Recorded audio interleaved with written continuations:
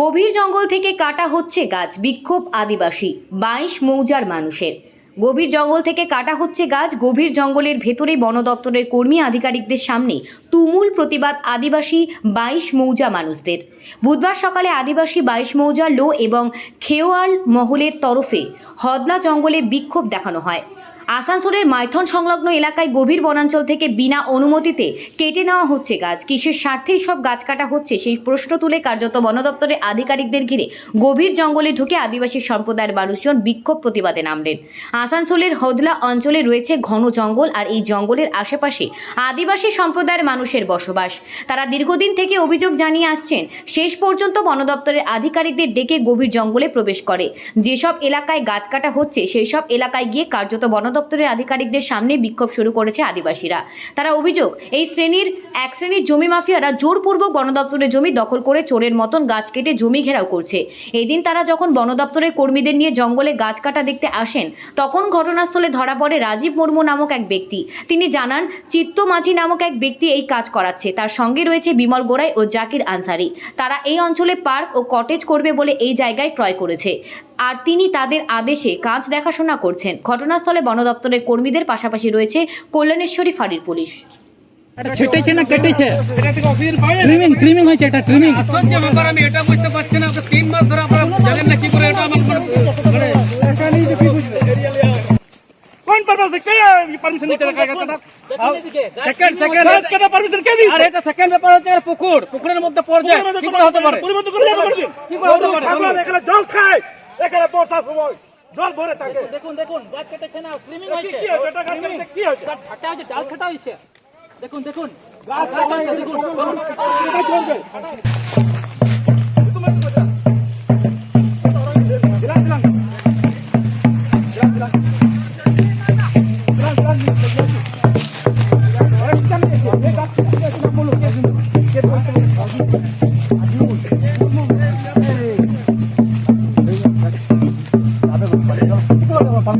এটা ওদের যে আমরা আদিবাসী জমি ছিল না, এটা জিনো ছিল ওরা বিচে দিই আদিবাসীদের। হ্যাঁ, ওরা বিচে দিই। যদি বলবেন পেপার 2-3 টাইম দিন, আমি সমাজের কাজ ব্যাপারটা আমার কাছে কালকে খবর এসছে, এই জঙ্গলের ভিতরে একটা জায়গা অংশ অনেকটা কেটে ওখানে একটা কিছু কনস্ট্রাকশন করার জন্য পিলার টেলার কিছু আমরা চেক করে দেখলাম যে পিলার টেলার রাখা আছে। হ্যাঁ, শুনতে পাচ্ছি, মোবাইলে শুনতে হবে সব। এবারে আমাদের কাছে খবর আছে এটা।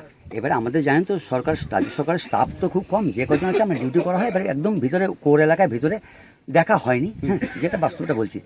এবারে আমরা খবর পাওয়া এনার কাছ থেকে, ওই ভদ্রলোক কোথায় যাবে, এনার কাছ থেকে এপিসি কমিটি থেকে খবর পেলাম যে আমরা কালকে ঢুকেছি, দেখলাম যে আজকে এনারা এসছেন। আমরা এই কনস্ট্রাকশন করতে বনবেশন জঙ্গল এ হচ্ছে আদিবাসী আমাদের যারা প্রত্যেকের প্রাকৃতিক জিনিস। এটা আমাদের কাছে, আমরা তো সরকারি মায়না পাবো, যেটা বাস্তব বলছি, কিন্তু এটা থেকে যাবে সবারই দায়িত্ব আমরা আছে। কিন্তু আমাদের কাছে খবর কোনো কিছু নেই ভিতরে।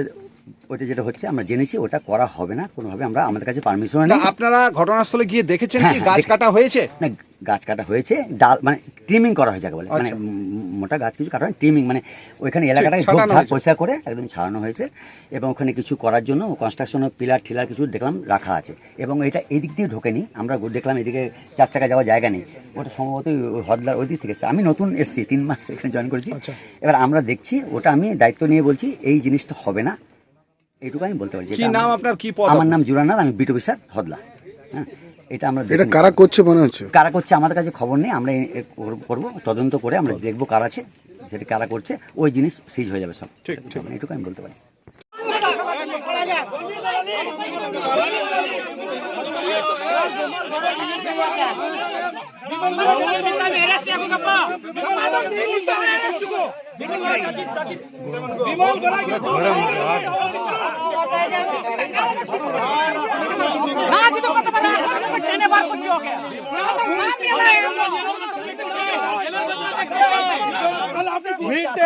দাড়ি মারে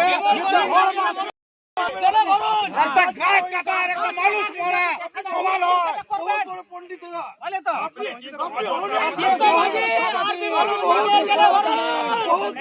আপনি বেশি কথা বলেন না, কমপ্লেন যাবে।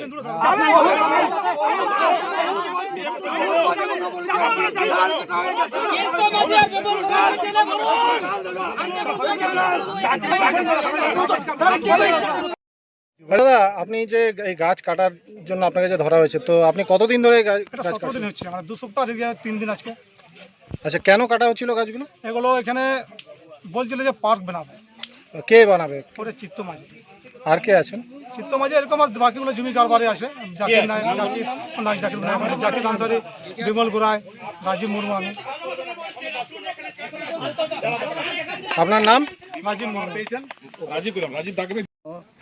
মানে কিছু মাফিয়া আর কি, মানে জমির মাফিয়া আমাদের এই হদলা বিটের মধ্যে যথেচ্ছভাবে বনভূমির গাছ কাটা চলছে এবং একটা প্ল্যানিং চলছে না এটা কোনো কিছু নির্মাণ হবে, কোনো কিছু প্রজেক্ট হবে।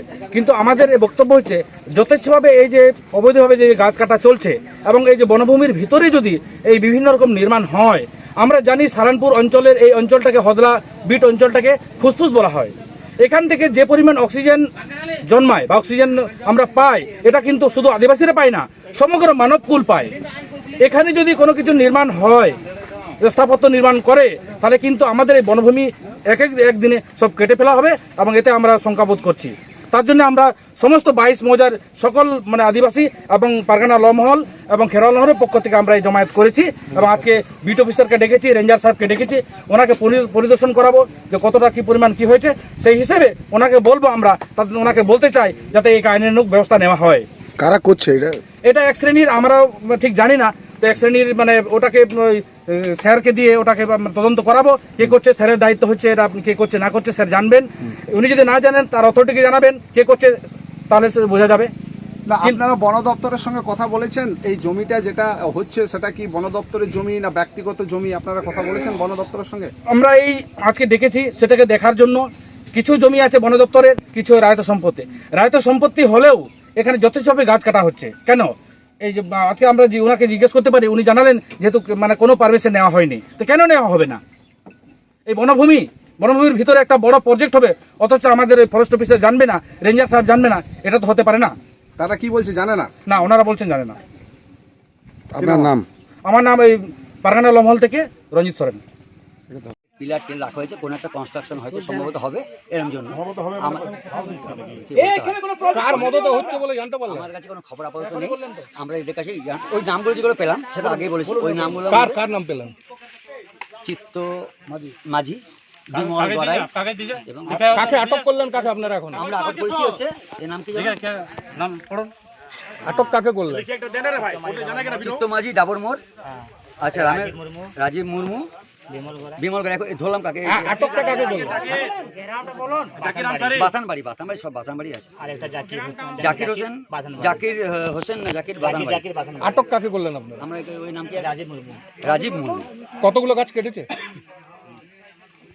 বেশ কিছু গাছ করেছে, প্রায় 50-60টা তো কেটেছে। আপনারা এটা জানতেন না যে গাছ কাটা না, আমাদের কাছে কোনো খবর ছিল না। একদম ভিতরে গভীর জঙ্গলের ভিতরে কোর এলাকায় কেটেছে।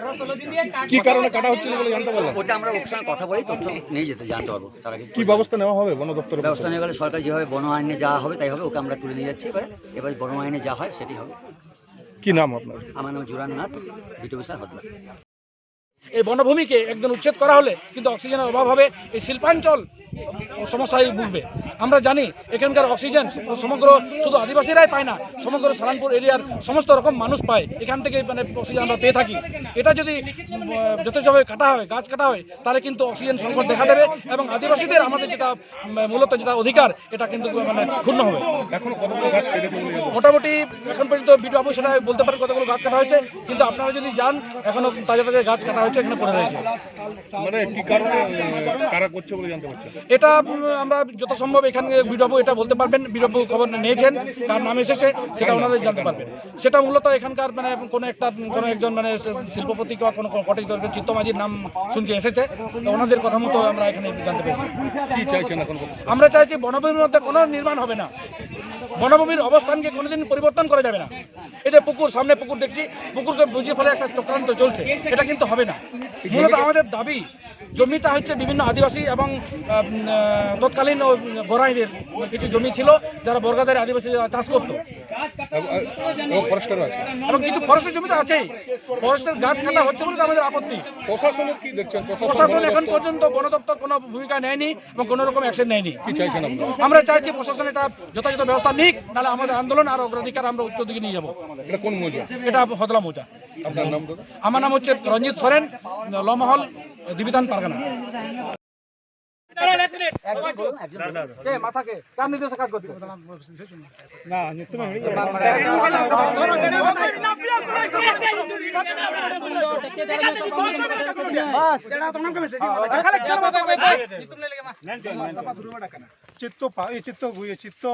চিত্ত মাঝি